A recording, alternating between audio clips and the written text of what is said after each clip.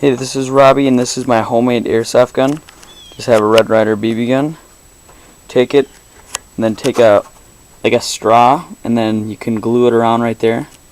And then you just take an airsoft BB. I'm gonna just take one out of here. This is a .12 airsoft BB. You just put it down here. You cock your Red Ryder BB gun. And then you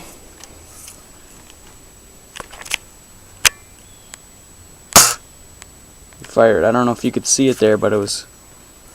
I'll do another one.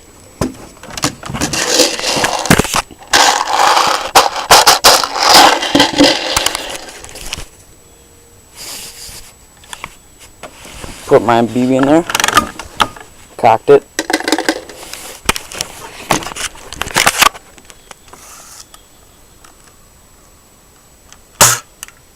Fired it.